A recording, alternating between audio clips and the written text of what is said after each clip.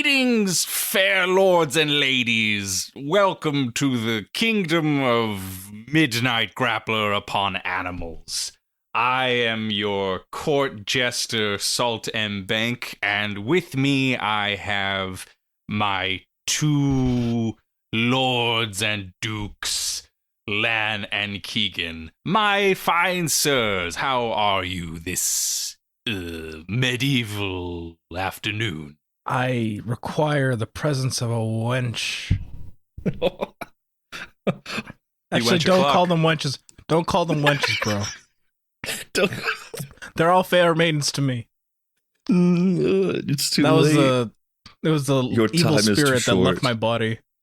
I had just exorcised the evil spirit that an external wizard from another kingdom had placed upon me that made me think that all fair maidens were wenches. Awful, awful thing. Some of them are wenches, though. That's neither here nor there. That's neither here nor there. Yeah, it was a wizard from the kingdom of the DPRK. Keegan, how are you doing? Good morning. I'm happy. He's happy. All right, that's Good great. tidings. All right. This is a funny one. This is a sequel of sorts. This is multiple sequels if you think about it. If you're a long time, we're gonna follow up on a few ideas. If you're a long time listener, you'll know we did an episode way back when called Toku Tuesday in the DPRK, where we covered Pulgasari, the North Korean kaiju film. The movie we're covering today, Galgameth, is arguably a remake. When I say this is a couple kinds of sequels, this is also, would you count this as an installment of Hamburger Toku Land? You know, I was thinking about that. I was literally thinking about that as I was watching it. I'm like, wait a second. This is technically Hamburger Toku because of, Because, the only non-American significant crew member involved in this production of Galgameth is screenwriter Shin Sang-Ok. We've got a lot of ground to a lot of ground to cover today. But before we get into the film itself and its background, I'm gonna bring Keegan into the fold. Keegan, your previous experiences before Galgameth with Hamburger Toku. I don't even know what you're talking about, but I am, through context clues, I think it's a Toku made in America. That's right, sir.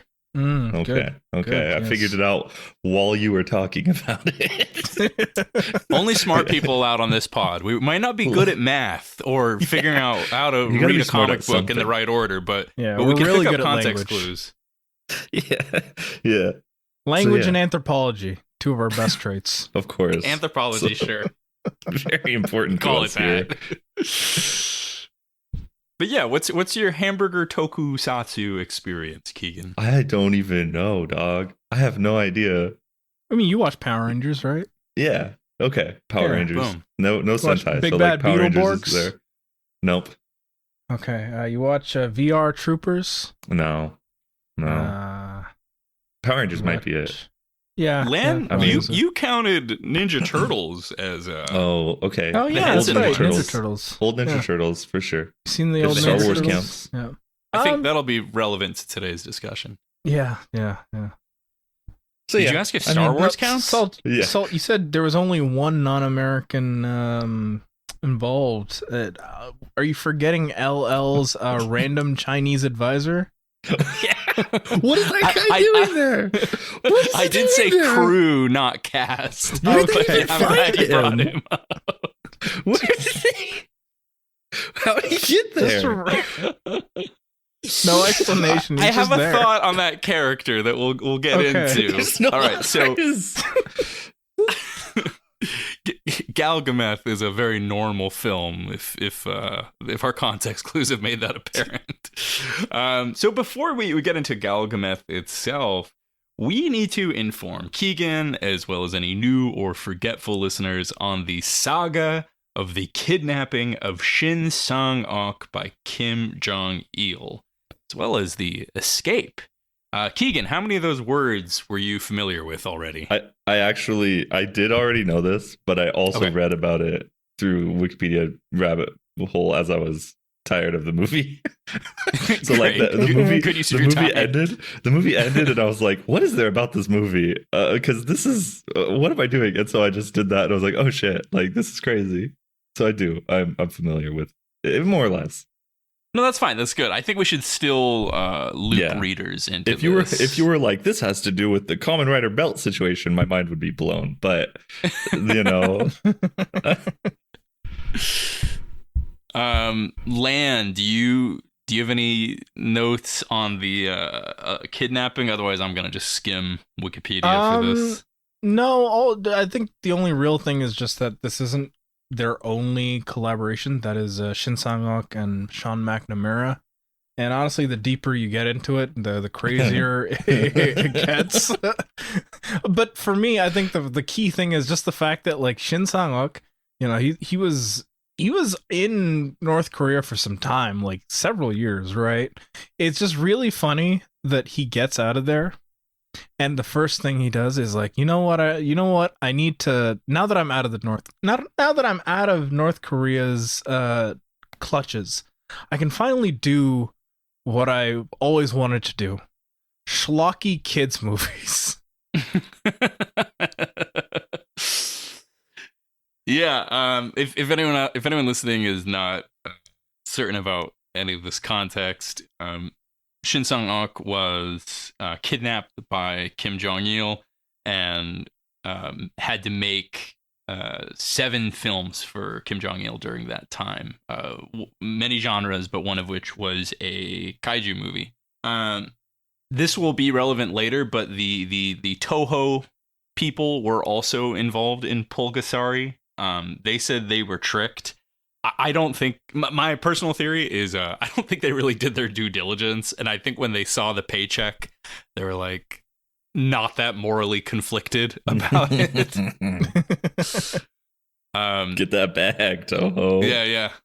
And if you listen to our old episode on Pulgasari, we go a lot more into those details. But one detail that will be relevant to Galgameth is that the suit actor playing Pulgasari was Kenpachiro Satsuma, who was a longtime Godzilla suit actor for Toho.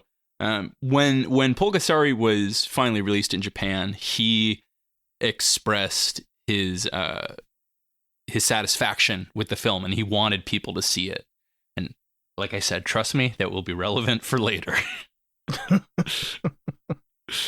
All right, so we have covered the North Korean saga of Shin Sang-Ok, and now we will get into the Galgameth movie. Plot analysis. This is very stock sword and sorcery medieval fare. It's a fake European kingdom.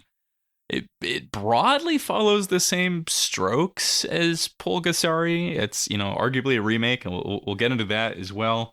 We've got a young Prince Devon, who is played by a kid named Devon.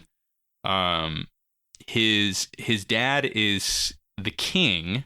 And did you guys catch who played the dad?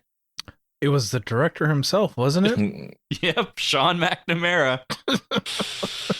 Real king stuff with his real iconic smile. Who could forget his iconic smile? That guy could chomp through the kingdom. He's got a mouth. When he smiled at his son, and that's when I knew. That's exactly when I knew. I'm like, oh, that's Sean McNamara. Yeah, those teeth are fluorescent. Yeah. It's great, especially in YouTube's compression algorithm. It's a little crazy. 360, all 360 pixels horizontally. Yeah, 350 of them are on the mouth. So the king, played by Sean McNamara, is deceived and killed by his top advisor, the evil. I hate saying this name. LL. Not sure what we're doing there. The king bequeaths a gift to young Devon. It is a creature, a statue He tells him this little statue can protect him. The young Devon cries over the statue, and his tears bring the statue to life, thus giving birth to Galgameth. Galgameth is a little dragon creature. He starts off the film as a tiny little 5-inch tall baby that Devon carries with him. Galgameth quickly grows in size and strength, first to child size, then to guy size, then 20 feet tall. Slightly larger. Slightly It's larger. funny. There's one point where he grows, and like there's a very visible like moment when that happens. Like I think In it's the cage. what? Are you talking about when he's in the cage? No, it's when he's in the bag. He grows, and then like his feet come out of the bag. Oh yeah, But then you the see him, and outfit. it's the exact same. Like it's like height wise, size wise, Yeah. he's the exact same as he was before. Saul, I don't want to interrupt you too much, but You're fine. I have other classifications for his height, for his size, to help listeners Please. understand it. He starts off like Baby Yoda, And then he becomes ET, Okay. and then he becomes Charizard. He's Charizard sized after he's ET sized. Not a big difference, you know. He's a little bit bigger. Charizard's not that tall. Charizard's not that tall. Listeners know this. Officially. Then he's like Clifford the Big Red Dog size, but like on his hind legs. And then he's Godzilla. At some point, he's Molten in there too. Yeah. Also, what? We'll get there. 'Cause yeah. Yeah, we're mostly through the synopsis. Galgameth grows in size and strength. They learn that he likes to eat metal. Devon is ousted from the kingdom. He's running for his life. LL is killing all the dogs. That's like his first order. And raising the taxes. Yeah, raising the taxes.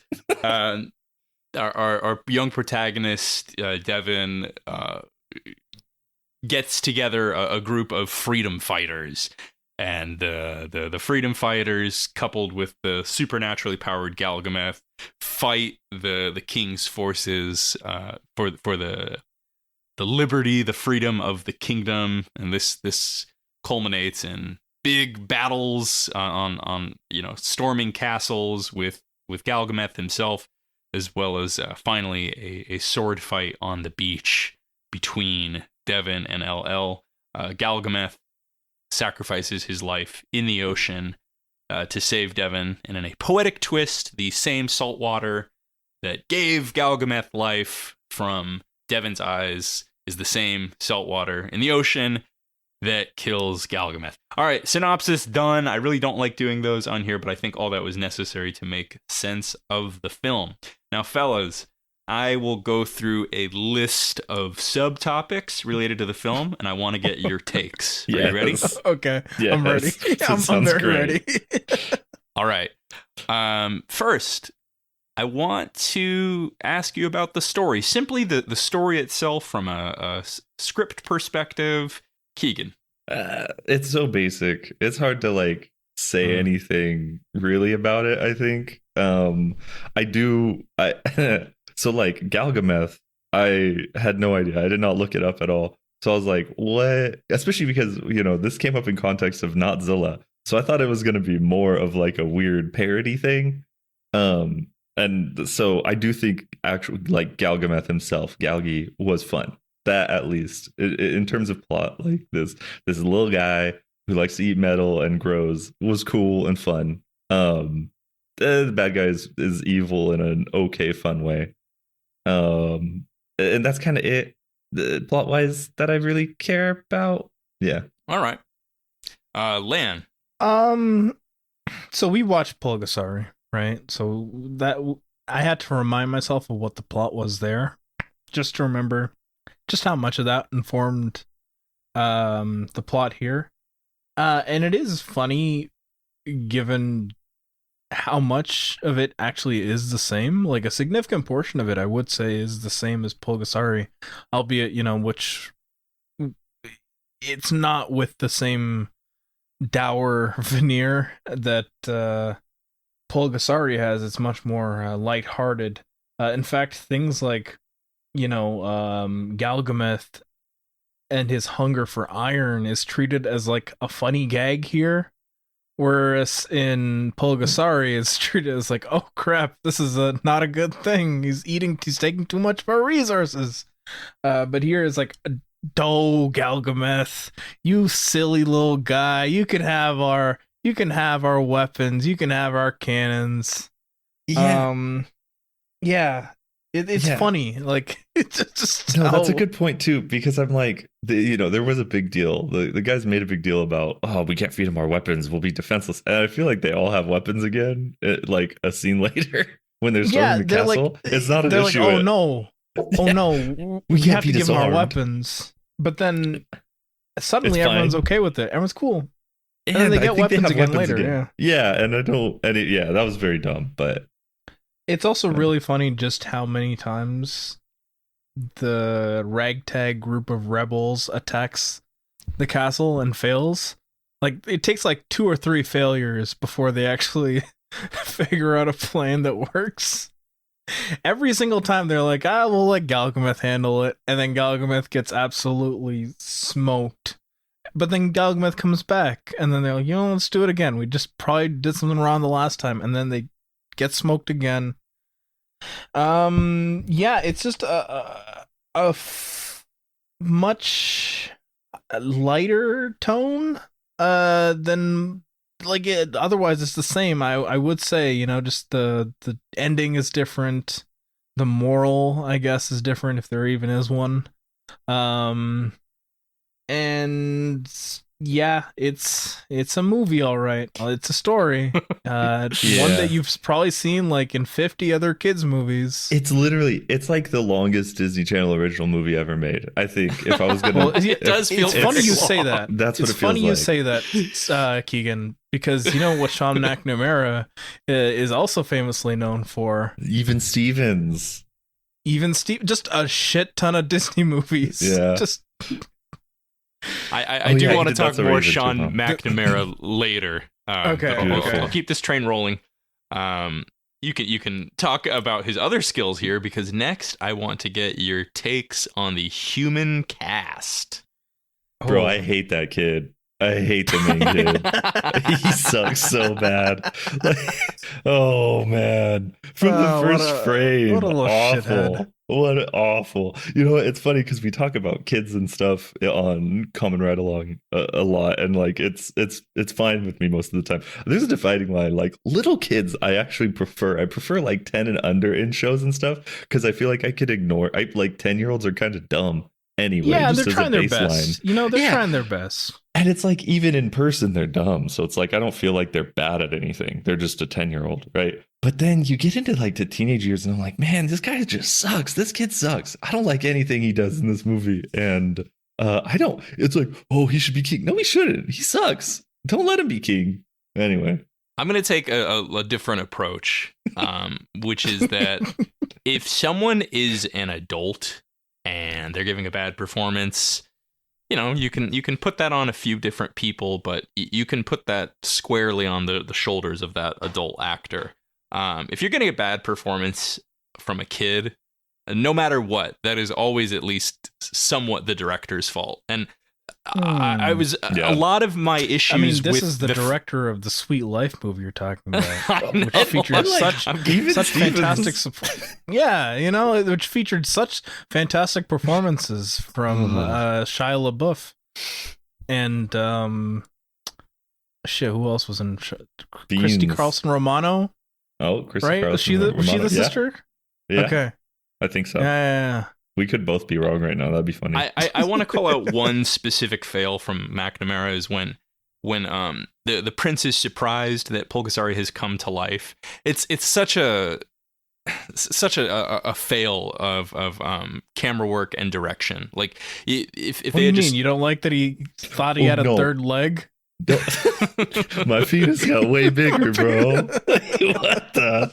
I cried a bunch, and now I got a huge fucking dong. I know what Salt's gonna say, and Salt's right. No, you're absolutely gonna be right. Well, I was gonna say something else. What's that guy who got in trouble at Nickelodeon? Dan Schneider. Schneider. Yeah. Are we gonna get more Nickelodeon people allegations. I don't know. No, just I think that the scene is filmed very poorly and shows the fact that McNamara doesn't know how to emotionally connect with the subject. So to that amount, I will say the bad kid acting is very much upon McNamara's shoulders. Yeah, that's fine. I also in that same scene where he thought his penis got bigger, I thought it was saying he got taller. I 100% thought like his feet hanging out past the sheets and at the end of the bed meant he got taller overnight and he got like magic powers. That was what I thought that was doing, because that's what the camera was telling me. Yeah. No, awful. Very stupid, very weird scene. But that kid. And I'm not saying the kid actor sucks. I mean, he did, but it's not his fault. He did a bad job. It's his parents' fault. They should be ashamed of themselves. The kid just sucks as a character. Just the whole concept of it, I don't think would have worked for me, even if it was little Leonardo DiCaprio doing it. I don't know. I feel like a little Leonardo DiCaprio would have sold it a bit better, in my opinion. I feel, personally. I don't know. Boy King stuff, that's like a very classic fantasy trope, right? Yeah, I think I don't like it is the thing. It's like anytime I see it, because I'm like, why wouldn't the evil vizier do a better job? Yeah, why wouldn't he just kill the kid? Why wouldn't he just kill? Why does he not simply kill the kid? Is he stupid? Yeah. I mean, even Lion King is like, homie leaves and he grows up. He leaves and he learns about bugs and stuff. And then he comes back and he's like, hey, I know about bugs and stuff. I could be the king now. With the power of Hakuna Matata, I can... See, that's the issue, is that little shithead Devin didn't learn about Hakuna Matata, dog. Yeah, that's true. The cast here is actually really funny, because it's, for the most part, it's a bunch of nobodies. But then you have some, like, actual big names. Like, yes, Big Galgameth is played by fucking Doug Jones. Yep. Like, Doug Jones, what are you doing? Well, he's getting paid, dog. He's getting paid. And then Richard Horvitz is in this too, like the voice of Alpha 5 and Invader Zim, Rasputin from Psychonauts, right? Wait.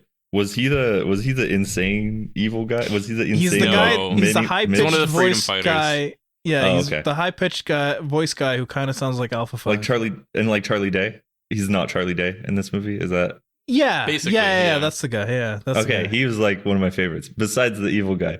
The bad prison guard guy was fantastic. He was insane. The main villain?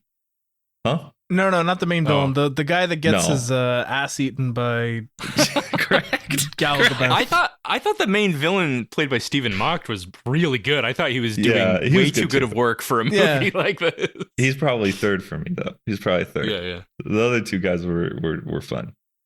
Were a little more I was gonna save Jones for later, but what's really funny about him playing Galgameth is I alluded earlier to Kenpachiro Satsuma being proud of his work on Pulgasari. Shin Sang-Ok personally asked Satsuma to play the role of Galgameth, and Satsuma declined. Damn. It's like, one time's good enough for me. Or it's like, I was, I'm happy with working for the North Koreans, but America's where I draw the line. Shouts. Well, there's only one like pre-21st century Godzilla movie that Satsuma has disliked, and that's the Roland Emmerich one. Right. So I think he just didn't want to work with Americans. So you're onto something there. Well, okay, I'm looking at Doug Jones's credits because this is pre his work with Del Toro, right? Yeah. And I'm looking at what else he had worked on up until this point. Batman Returns, Hocus Pocus, Tank Girl, and then Galgameth. What a CV. What a life. What a life. All right, let's move on. We're going to... This one will be brief, but I thought there was something here. The score. The score. I paid zero thought to it. My note is it never stops. There is music in every scene. It's awful. I was humming the main theme a little bit after, but it's gone from my mind now. So I was gonna say, no one could remember that. Gun to my head, I'm like splattering 5 the notes, wall. I think that's it. Yeah, no, I don't have anything to say about the music. It was there. It was very present. It was absolutely very present. I think the reason I noted how often it comes up is I think it's another insecurity of McNamara. He's like, just paper music over it. It's a very like Disney Channel, Nickelodeon style thing when you're just like, you need to heighten the emotion somehow. Just throw in some music. It's a very sitcom thing too, you know? When the music is sad, so you need to feel sad. The music is epic, so you need to really get pumped up. All right, here's the fun topic: monster suit and effects. Ooh. Keegan, we'll start with you. I do like the monster suit. I like it pretty much all throughout. It's very dumb looking, and I think that's why I like it. Like Galgameth looks dumb. I don't think he looks like an intelligent monster. Like at the end, he looks all possumy and cool, I think. But I like it all the way through. I do. It's fun. Plus, I mean, I like a little guy in a suit running around on set. Like that's. Now I'm gonna need your live reaction here while we're talking about Baby Galgameth. Are you ready? Okay. Yeah. All right. We got Baby Galgameth, and then we got Baby Pulgasari. Which one? Which one you running with? Who's your guy? I'm getting there. Okay. Oh, look at that's Baby Pulgasari. I think. I mean, Pulgasari looks a little too cool, though. You know what I mean? So cute. He looks a little like he's gonna. He looks a little constipated, but you know, he looks like he's gonna look a lot like that as his monster size. And I do like that Galgameth has like stages. You know, he looks pretty different. He looks pretty different. I'd rather hang out with Pulgasari, but I like the design. I like the changing.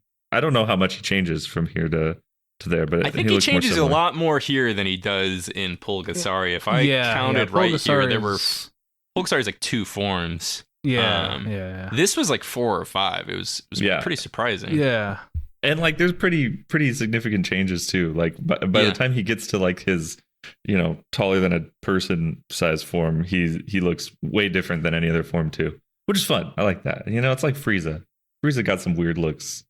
I like that. I like the Galgameth. But this is more like if every form was that middle form where he's got the really big head. If every form was like that. Well, in that first form especially. This is why I wanted to mention Ninja Turtles. Ugly, it looks like they like stole the sculpt or something from one of the Henson turtle heads. I was thinking that they stole this from the set of Dinosaurs. Yeah, I heard that one too. Yeah, that's what it reminded me of. Like it looks like the baby from Dinosaurs. Yeah, I see that. Yeah. It's just something about the beady-eyed nature of it. The I think it's structure. The eyes from that baby, and I get more of like the protruding mouth from Ninja Turtles. Yeah, it's like the teeth are very Ninja Turtles. The mouth movement. Yeah. Little pursed lips. I don't like that. Just Galgameth with the DSL. No. Oh man. Galgameth with veneers. Why was he hanging out between his feet? Like what? Lan, your thoughts on creature design and effects? So we briefly mentioned this. When he gets set on fire and we see what I call Magmalgameth. Magmalgameth rocks. Yeah. That rules. I don't know what. Yeah, it was really cool. They went hard. And the tree's catching on fire when he walks by. The tree's catching on fire. So he's sick. setting everything on fire. He's got fire breath. It's the coolest effects in the entire movie.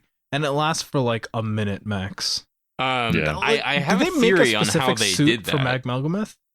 Yeah. So my thought is, I think they took one of the larger forms and then they wrapped something around it, because if you look very carefully, when he's in his magma form and the magma is glowing, it's almost like stripes around him, right? Like really chaotic stripes. Yeah. So what I suspect they did was they color keyed it to the color orange, and then they put some kind of like basic like moving light wave thing over it to make it look like it's on fire. And the reason I suspect this is in the next shot when he's actually breathing flames, the magma effect isn't wobbling the same because you couldn't color key it since the flames would be so bright in that. Yeah. It's a brilliant effect, and that's where I want to get into David Allen, who did the effects on this film. David Allen had done Honey, I Shrunk the Kids with Joe Johnson, so he was already used to working at like these different scales, you know, like miniatures and stuff, and, you know, making stuff supersized. I think the David Allen of it all, like him and his team, crushed it. A lot of those really great like big Galgameth shots that look like Sean McNamara wasn't near them at all because they're really impactful.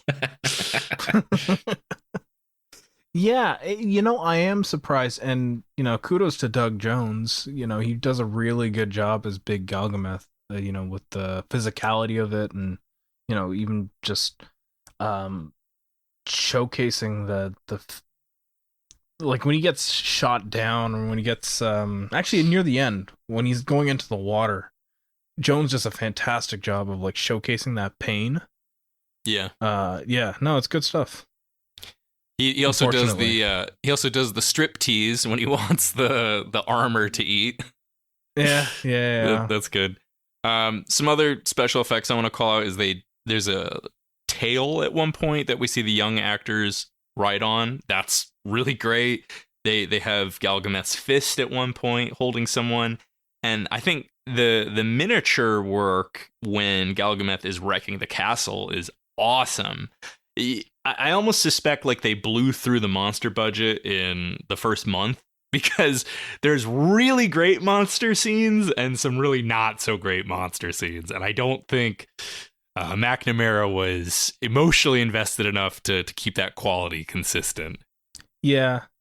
You know, I will give him kudos for what for the town explosions.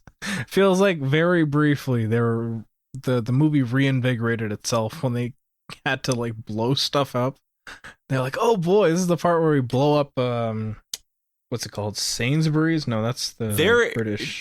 Dude, on that note, there is a crazy stunt where they roll these balls of something down a hill that are on fire. And these stuntmen have to jump out of the way. Oh yeah. No, it's a crazy stunt. There's there's a horse dragging stunt, which I know isn't like it's not that crazy because people do that at, you know, birthday parties and stuff. But what's it doing in here? But still, what the hell? Like, yeah, there's crazy lots stuff of horse work. Yeah. Actually, like, I mean, that whole opening, both the jousting sequences aren't like, you know, they could be directed, or they could have figured out how to choreograph things better, I think, to be more believable. But also, what the hell are they doing a jousting scene in this garbage 2.5-hour children's movie? It's wild. Yeah, makes no sense. All right, my last, well, one or two topics, but our big one is the Sean McNamara of it all. What a guy! Okay, I thought one of the topics was going to be the Chinese advisor, because I feel like I can go on for quite some time. That's in the cast. Did you want to talk about the Chinese advisor? Yeah, what was he doing there? Where did he find him? What the hell? Is he some freak of genetics in this universe? What happened? Did he swim up? What's happening? What? Where did he come from? He's Eric Adams' brother. Oh yes, that one's for the B-sides. Patreon.com/MidnightGrapplerAnimals. You can go listen to the B-sides where you can get context for that. Where did they find a Grand Vizier? What? Yeah, God, the outfit too is just like it stands out so much. It really is Eric Adams-esque, you know, like, like this is what Eric Adams would dress up in if he was asked to go to a Lunar New Year festival. They gesture toward different groups of people and stuff, too, right? Like Mhm. she's not a wench, she's a barmaid. Okay, she's a barmaid or she's whatever. a barmaiden. Her parents, like, there's the whole I want to eliminate these people aspect of the bad guy, whatever. But like, homie is the only Chinese dude anywhere. Like, And he's played by a Romanian. Yes, that's what I also wanted to get to, is the fact that he's not actually played by a Chinese guy. He's played by... Oh, I found the cast name here. Corneliu Tigantu. okay. Yep. Well, because the whole thing was shot in Romania, so they just probably paid some local Romanians and grain alcohol and said, they just bagged him and brought him over. They're like, "Hey, man, help us take down this monster." All right, I'm gonna go. Yeah, I do have a galaxy brain take on that character. Oh, you do? Okay. I do. My galaxy brain take on that character is that LL is the despot, aka Kim Jong-il, and that's the Shin Sang-Ok self-insert. And then Sean McNamara heard all that and just said, yeah, just make him Asian, whatever. That's awesome. That's so good. Yeah, find me an Asian. Yeah. Said Eastern European, close enough. Find me an Asian in the middle of Romania. Go to town and find me an Asian. And they just found the outfit and a random guy. This will work. We will trick Sean with this.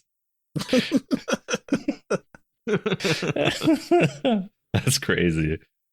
That's a good theory, Saul. Thank you. That was good, yeah. Yeah, that guy's bewildering now. For real. Anyways, the Sean McNamara of it all. I think Lan has a lot of experience with McNamara's filmography, so feel free to go off. Where do we even begin? Where do we even begin with Sean McNamara? Because, there is the Disney of it all, right? Like, he is the director of, as I mentioned before, the Sweet Life movie. Let me fire off some more here. The Even Stevens movie, Bratz, Legally Blondes, which doesn't star anyone from the previous two Legally Blonde movies. Yes, its film stars Becky and Millie Rosso as Elle Woods' British twin cousins. Okay. Reese Witherspoon was a producer for that movie. Anyways, the Shin Sang-Ok of it all, because after coming to the U.S., he did follow his dream of making really schlocky kids movies, of which the first collaboration with Sean McNamara is the three Ninjas movies. Have you guys ever seen the Three Ninjas movies? No. Really? Okay. Yeah, so he directed Three Ninjas Knuckle Up, and then he was the executive producer for the next two Three Ninjas movies, of which one stars Hulk Hogan. And so Shin Sang-Ok, it took on a very American name to direct and produce these movies. He took the name Simon Sheen. And so this movie, Galgameth, is produced by Sheen Productions, or Sheen Communications, I should say. So that's where I think this is the last collaboration between Shin Sang-Ok and Sean McNamara. I honestly can't imagine why. So you go through his filmography, and it's pretty benign for the most part. He does Soul Surfer in 2011. He does a bunch of schlocky things, and then you get closer to the present day, and that's when you're starting to think, whoa, what's going on here? I do want to focus specifically on a movie that came out last year, starring Dennis Quaid and the brother from Wizards of Waverly Place. The movie is called Reagan. If you can believe it, it's about Ronald Reagan, and it was based on a book called The Crusader, Ronald Reagan and the Fall of Communism. Okay, the guy who wrote that book is insane also, though. What do you mean? He has, his whole career is just writing like positive things about capitalism and like the evils of communism, and how it all relates to spirituality. but he also seems like just a kind of, I mean, he's on the university level, collegiate level. He seems pretty respected, and it makes me feel insane. Anyway. Yeah, and he's just weird stuff. And then there's On a Wing and a Prayer, which also stars Dennis Quaid as a guy who's landing a plane thanks to the power of Jesus. It's like right-wing Sully. Yeah, it really is. He probably wasn't even listening to Bring Me to Life either. Absolutely. Heather Graham is in this. That's crazy. Well, that's the crazy thing. The weird? people starring in his movies aren't like nobodies. Like, he's got Sean Astin in this movie called Vindicta, which is about a rookie pandemic in a city plagued by riots. What is Sean Astin doing in that? What is he doing in that? Sean Astin is apparently a police or a paramedic. He's the senior paramedic. If a paramedic came up and I was like dying and Sean Astin opened the door, I'd be like, I don't know about this. Are you taking me to Mount Doom? Now here's a comic connection. In 2022, he directed a movie called The Dangerous Game: The Legacy Murders, which is written by Brian Buccellato, I guess. And it stars Will Sasso, John Voight, and Jonathan Rhys-Meyers. And it has a 0 on Rotten Tomatoes. This man's career, how does he have one? Now, here's one that's really, really prescient. Or really, what's the word? Not prescient. Really... evil, disgusting. Evil, disgusting, really poorly on the nose.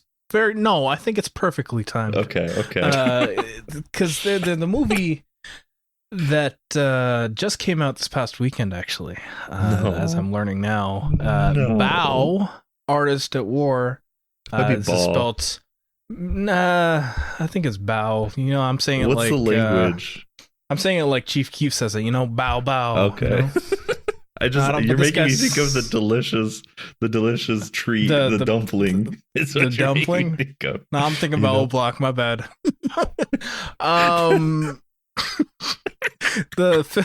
Let me read the synopsis here. The film details the life of Israeli artist Joseph Bao, who was imprisoned in the Krakow-Plaszow concentration camp during World War II from 1942 to 1945.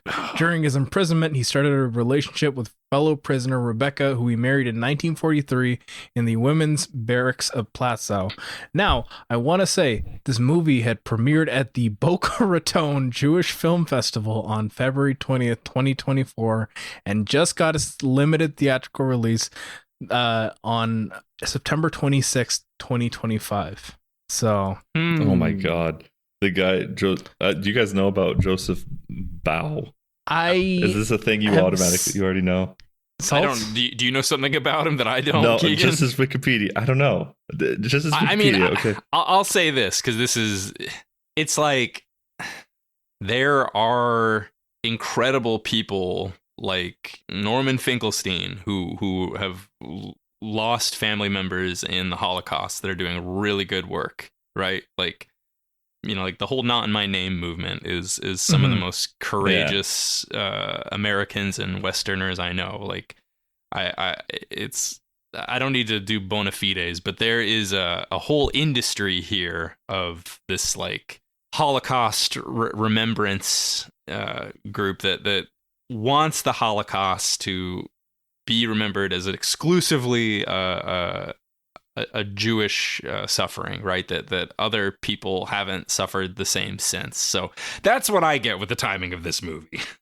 Yeah, like it's not that this isn't the right time for Holocaust movies. It's that you're doing it about the guy who is as I'm learning now, is known as the Israeli Walt Disney. Well, look at Jonathan Glazer. Jonathan Glazer like used his speech at the Academy Awards to be like, "This is not okay. What's being done in Gaza in my name." Like, I think that's an example of a modern Holocaust film that's like, speaking to the times. This isn't something that was exclusive to the 40s. This was something that happened and is happening now.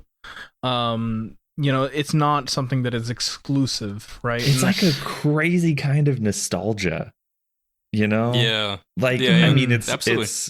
it's torture porn also kind of thing, where it's just like, remember this, we can't do anything wrong because we're remembering this. And yeah, I mean, it's awful, but I don't want to skip over whichever one of you said Israeli Walt Disney, because there's a lot of funny That's implications crazy. about that. Yeah, name. that's an insane. Why would you choose that? Why would you choose him? Like, choose Chuck Lorre, maybe? I don't, or like choose someone else. That's crazy. Yeah. But That's the crazy. craziest thing though is that like this is such a recent bent for McNamara, because like Mhm. not even 10 years ago, actually not even 5 years ago, he was directing Cats and Dogs 3 Paws Unite. Yeah. Just 2 years before that, Aliens Ate My Homework. It's like And he was going through a rom-com spin for a while. Yeah, it reminds me of all those Comicsgate guys who went from working for years and even decades on stuff like Hulk and Spider-Man and Green Lantern, and then the first thing they work on as soon as they get booted from the big two is Reagan is the best, a visual biography of Ronald Reagan, the crusader against communism. Or what is it? Trump's Magnificent Seven. Is it like it's shit like that? Like, Yeah, I don't know what Sean McNamara went through to go on this bent. Like, did he get canceled and I just missed it? I don't know. So these guys are all so petty. Like, it could be the slightest thing. Like, hey, when you're on set, Sean, I, the HR person, need you to know, like, we don't use that word for black people anymore. Or like, you can't make a pronouns joke when you're meeting your extras, and he just goes, "Argh!" And he gets so mad that he's like, I will make my own parallel culture industry, or I will go to work for them. It's just crazy though, because it's like, it feels like he did a shift from like, kids slop to streaming slop, right? Yeah, right. Or like 2022. Kid slop to streaming And slop then to like now right wing fully- slop. No, yeah. And then there's like another shift in the middle of that streaming slop to like, now it's like, and in particularly it's religious tinged, And I'm like, it's wild. And it's so crazy too, because even his Wikipedia is like Soul Surfer is his most successful movie to now, and it's like that has all the flavor of the things that I think he wanted to do. Just a weird career from there till 2023, basically, with On a Wing and a Prayer, which feels probably, if any of you are a McNamara head out there, you probably put those to get next to each other on the shelf, right? Like Soul Surfer and On a Wing and a Prayer. Even the little religious pun in the title is there. But like, it's fascinating shift. too, because like, the question is what changed, and it is a good question. But but before we even, or I guess the way you can answer that question too is like, how much really changed at all? Because I remember reaching a certain age, where I once watched Nickelodeon stuff and then going, the humor in all this is constantly very mean. Like there's a meanness to this. At least the era of Nickelodeon shows I was watching, right? Where Sean. Well, that's because Nickelodeon was for the edgy kids, while Disney was for the sissy liberals. Well, he worked on both, But didn't it's he? funny because McNamara only worked on the Disney side. But I think even some of the Disney stuff had some of that meanness. Where I'm going with this is I think like when you watch some of that stuff through the lens of knowing who makes it, like it does really magnify the cynicism behind this product. Mm-hmm. Mm. Yeah, I mean, even the Reagan movie is a little thing that would have made people pay attention to him at all again, right? Because people were like, "This is disgusting stuff." Nah, nobody watched it. But like, like I was saying, the dude who wrote the book that the movie was, used. The book was used to give shape to the movie. all of his stuff is about like the evils of something. It's never about, you know, like this is why capitalism is actually good or whatever, you know. It's always the quest is tearing down something in order to make your thing make sense. And yeah, so that really speaks to what you were saying, Salt, I think.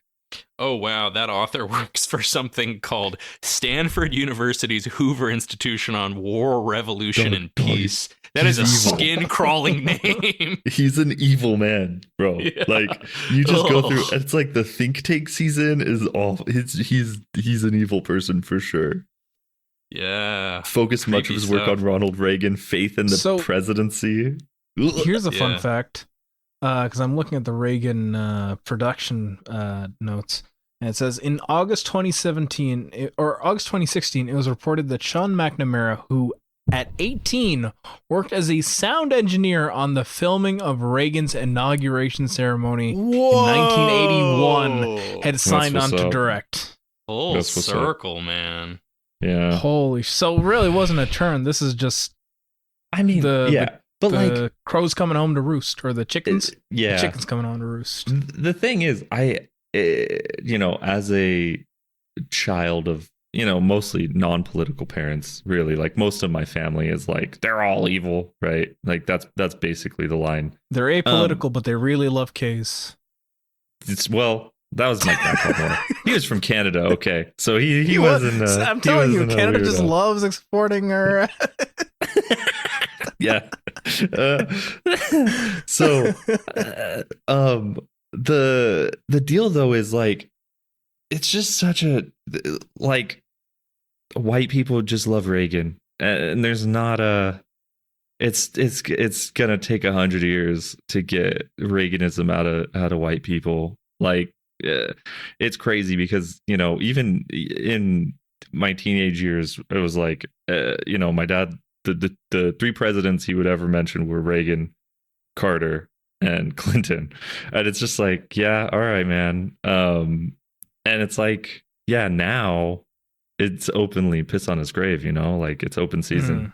He's the worst. But like, that's also, there's so many factors to that, but it's like, white people still love Reagan. I think a lot of it is just that, like, the effects and the really, really adverse effects of his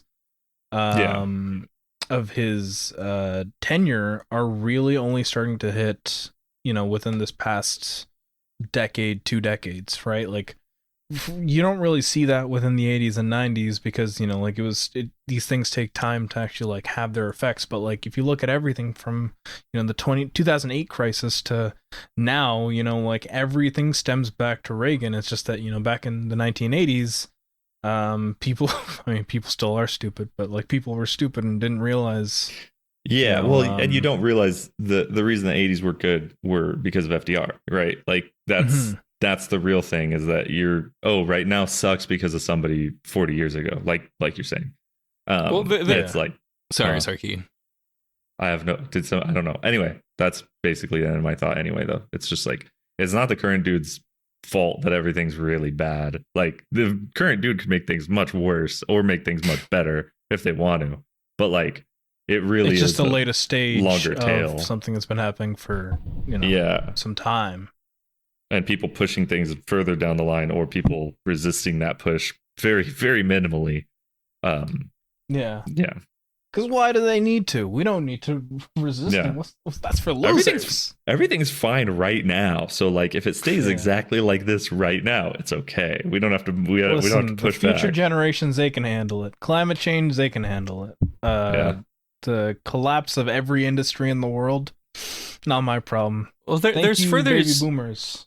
There's further significance between McNamara's pivot and his connection to Reagan, because in the last several years, and especially like heightened since the loss of Charlie Kirk, conservatives have really wanted to brand themselves as a minority right? And the thing with Reagan is that, he became this prolific conservative with his rise in politics and meeting Nancy. But when he was in Hollywood itself, he didn't have any politics. He's just a guy who wanted to make money. He would have shown up to any sort of benefit, any sort of cause. But nonetheless, his legacy gets retrofitted, right? And he becomes this useful reference for pointing out that conservatives have to hide their identities in Hollywood. Yeah.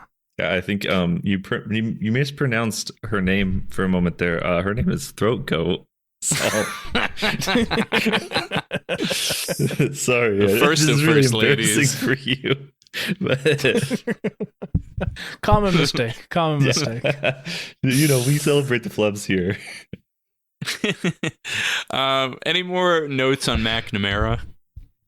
No, I posted a picture of what he looks like as recently as last year. And he's got the Reagan button on. He's still got those chompers. He's still got the chompers. They have to be veneers, right? Like, they have to be. They're so symmetric, man.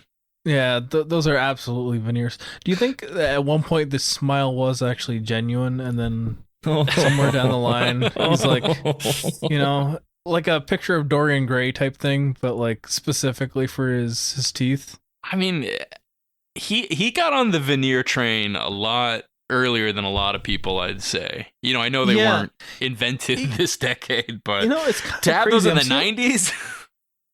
I'm kind of seeing like a John Travolta-ification of him as I'm looking at him going through the years, because like now he's back to dyeing his hair, but there was a brief moment in time where he was letting it gray out. It's got to be something had to have happened. Just what a character. I think that's where I'm gonna end it off. On his Twitter, he calls himself an Irish American director. Irish American director. You know what? He do be directing. You can't. He be do directing. Be Irish American. He's been directing American. Like, he's been in the mines, sure, but like he's certainly out there. He's out there doing it. I can't say he's not. His upcoming movie, Soul on Fire. A tragic accident leaves 9-year-old John Leary with birth. That's a fucked up thing to call your movie. Soul on Fire. That's about a guy who sustained 100% coverage of burns to his body. Sean McNamara, you're a sick man. You're a sick man. Oh, he has. It stars William H. Macy. Oh, no. What the hell? Please free me from this knowledge. Just everything I learned about Sean McNamara, Heather Graham, why? Yeah, Sean McNamara, cursed name. That was a very good discussion. We got more out of that than I expected.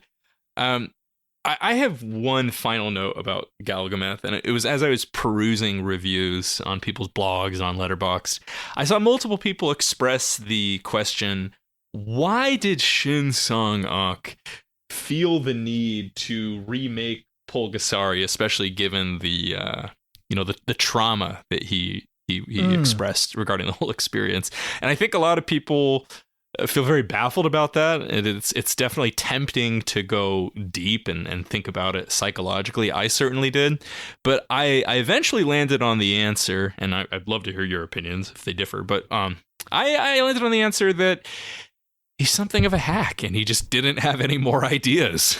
I mean, listen, like I said before, he got out of North Korea, and his first thought was, I really need to direct schlocky kids movies. Like, this is not the mind of a coherent artist. He stepped onto American land, onto the United States. He stepped into the United States.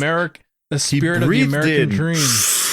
And this is Did what he arrive here when Reagan was president? That would be really funny. No, I think this was later. HW. Yeah, well, I mean, that's Reagan term 3, if you think about it. Oh, yeah. He just breathed in the beautiful spirit of make money doing nothing, Yeah. Do bad and make Yeah. money. That's Do basically bad and make money. That's a good one. That's good. I think that's the episode title. Yeah. Wait, what was that Trump quote? Everything Oh, good. everything. What was it? Nothing bad can happen. Only good can only happen.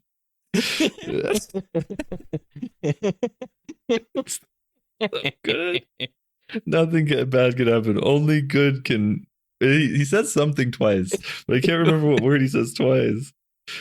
Oh, only good can happen. May the med bed save us from this brain rot. I got nothing else on Galgameth. You guys? No, but at the 2009 Sakura-con, I heard they called it Garugameth. Oh, tight. Is that racist in some way? Deep cut. No, it's a deep cut reference. Okay. I'll show you guys the Sakura-con 2009 advertisement. This is like old internet lore. Okay. Well, before we close out here, we want to thank you for listening. And we plugged it already, but get over on that Patreon. Support the show if you haven't already. If you have, we love you. We appreciate you. We cherish you. We find you so infinitely compelling. I'm going to watch this after, Lan. Yep, absolutely. That too. Rattled off a lot of synonyms for that. Last feature. We've got a grab bag of sorts. We are going to recommend stuff we have been into. Let's start with Lan. What you got? Oh, I'm starting with me. Okay. Starting with Keegan. Thank God. Okay. Buy me some time, Keegan. Actually, mine's really, really simple because I was in the PTA minds for One Battle After Another. So every movie is recommendable. Every movie's in the grab bag. His entire filmography. Sorry, including Drunk Punch Love. Drunk, right? Punch Drunk Love. Including that, even though I'm not, that's his one movie that's not for me. It's in there too. You gotta just watch them all, every one of them. This week I watched Magnolia, Inherent Vice, Phantom Thread, Hard 8, and There Will Be Blood in that order. Phenomenal. What an insane person making something today. Just great. One of the great American filmmakers. Fantastic. And in relation to that, I finished Finland by Pynchon because that's it's related to One Battle After Another as well. This book hates America so much. It hates Americans. It hates the systems that make up America. It hates fascism, and it's really good. It is. Vinland is great. I love the way different perspectives just bleed into each other in that book. It's the only Pynchon I've ever read, so I don't really know. I'm guessing that's a thing that he does frequently, but it's very poetic and fun to follow, I think. Like Vinland was a fun read, even when the chapters were like ridiculous, way too long. It was still like, this is sick, this is cool. And then, of course, the Greater Toronto area is lighting up about this film. One Battle After Another. It's such a banger. If you listen to the B-side, I talk about it a little bit too. But I think it's the most approachable PTA. I think if you don't think somebody is going to vibe with a lot of his stuff, they will vibe with One Battle After Another. It's very simple. It's easy to read, even if I think people are fucking it up all up and down Letterboxd. It's fine. Fantastic. It's banger. Charlie Kirk would have loved it. And I think that's it for me. That's it. I think that's it. All right, that's a good place to wrap it up. What you got? Thank God I got time. I'm gonna recommend A Better Tomorrow and A Better Tomorrow 2, the two John Woo films. A Better Tomorrow is perhaps one of the greatest action films of all time. I think it serves as the basis for a lot of movies that can never quite reach the heights that it does. And A Better Tomorrow 2 defines really what a lot of people know John Woo for. And so to have these two films side by side it really is an experience, you know, because it's like you've created the best movie of all time. How do you follow that up? And I think A Better Tomorrow 2 offers a pretty good answer to that. So I'm going to recommend that. And I'm also going to recommend starting up a movie club at your school, place of work, community, and then getting everyone to watch one battle after another. Light up that Greater Toronto area, you know. That's how I'm lighting up the Greater Toronto area. You know, I'm creating movie clubs left and right just so people can see one battle after another. Whether the movie club will continue after that, let's just say, who's to say? I don't know. All I know is that one battle after another will be watched by the Greater Toronto area. So Paul Thomas Anderson, don't forget to thank me. Call him up. PTA, I'll call him get out. this land. I'll call get him this out. land. Paul Thomas Anderson, I'm calling you out. You know, if you see an uptick in one battle after another viewership, you know who's responsible for it. That's all I'm gonna say. So pay your dues. I don't need money. I just cocaine. All the cocaine you didn't use previously. Yeah, if you got any of that, I mean, not that I need it. Just, you know. He just wants it. Not to make a bad thing worse, you know. Super ADHD. Listen, RFK Jr. has blown open the doors. We can invent all new types of autism now. All right. Yeah. Well, yeah, because if it's not called by Tylenol, then like it's a whole We're new in the thing. stew. We're crossfading Tylenol and cocaine. We're doing all the shits. All right. My blood is gonna be the right thickness. We're gonna figure this one out. Listen, I'm eating Advil alongside XL chewing gum. Okay. Just to see if it works. I'm gonna put caffeine pills in XL chewing gum. So that's my third recommendation. Yeah. Salt. It's your turn now. Sprints. Prince? Sprints. Sprints like the like up the hill? internet provider? No, Sprints like the Irish punk band. Oh. Thank you for making that like a crossword puzzle.